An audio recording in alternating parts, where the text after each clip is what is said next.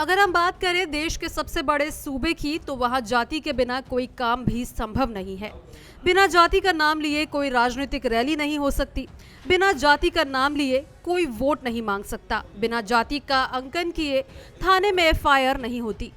जी हाँ, हम बात कर रहे हैं देश के सबसे बड़े राज्य उत्तर प्रदेश की, जहां अब किसी भी थाने और रैली में अब जाति का प्रयोग नहीं होगा। तो आइए बताते हैं आपको इस वीडियो के जरिए कि क्या है पूरी खबर उत्तर प्रदेश से है, जहां सरकार ने एक अहम निर्णय लेते हुए जाति आधारित रैलियों पर रोक लगा दी है।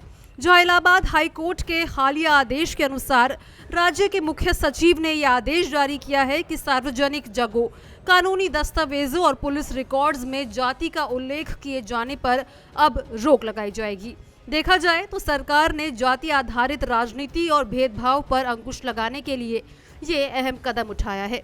यह आदेश सिर्फ पुलिस रिकॉर्ड्स ही नहीं, इसके तहत अब प्रदेश में जाति आधारित रैलियों पर भी पूर्ण प्रतिबंध लगेगा। आपको बता दें कि पुलिस की ओर से दर्ज किए जाने वाली एफआईआर, गिरफ्तारी मेमो और अन्य दस्तावेजों में अब आरोपित की जाति का उल्लेख नहीं किया जाएगा। इसके स्थान पर माता पिता के नाम लिखे जाएंगे। इसके तहत थानों के नोटिस बोर्ड, वाहनों और साइन बोर्ड पर लगे जातीय संकेत और नारे भी हटाए जाएंगे। वहीं इस आदेश के पालन के लिए पुलिस की पुरानी नियमावली और एसओपी में संशोधन भी किया जाएगा। ये प्रतिबंध यहीं तक नहीं रहेगा, बल्कि सोशल मीडिया पर भी जाति आधारित कंटेंट लिखने पर सख्त निगरानी रखी जाएगी। लेकिन इस संशोधन में एसटी/एससी एक्ट जैसे विशेष मामलों में जाति का उल्लेख पहले से जैसे ही रहेगा।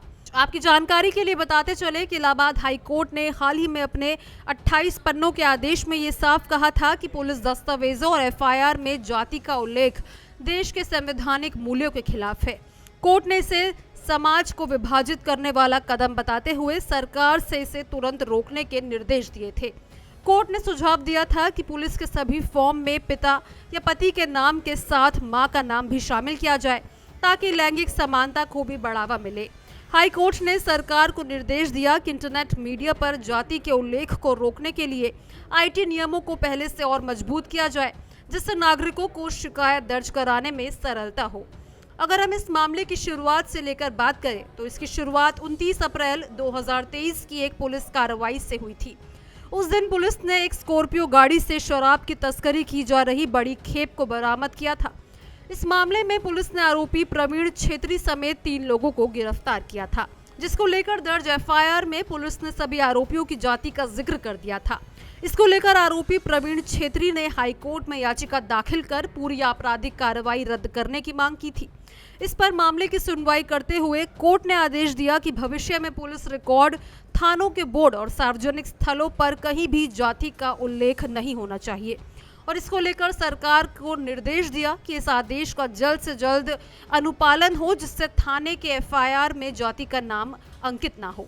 वहीं देखा जाए तो इस मामले के असर की बात करें तो सरकार के इस फैसले का सीधा असर प्रदेश की जातीय राजनीति पर पड़ता हुआ दिखाई दे रहा है, जहां कोई भी राजनीतिक दल या संगठन अब जाति आधारित रैली आयोजित नहीं कर सकेगा। हाई कोर्ट ने अपने आदेश में ये भी कहा था कि 2047 तक भारत को विकसित राष्ट्र बनाने के लक्ष्य में जाति का उन्मूलन एक केंद्रीय एजेंडा होना चाहिए। इसलिए राज्य और केंद्र दोनों स्तरों पर सरकारों को संवैधानिक नैतिकता के अनुसार ठोस कदम उठाने होंगे। इस खबर पर आपकी क्या राय है, हमें कमेंट बॉक्स में जरूर बताएं।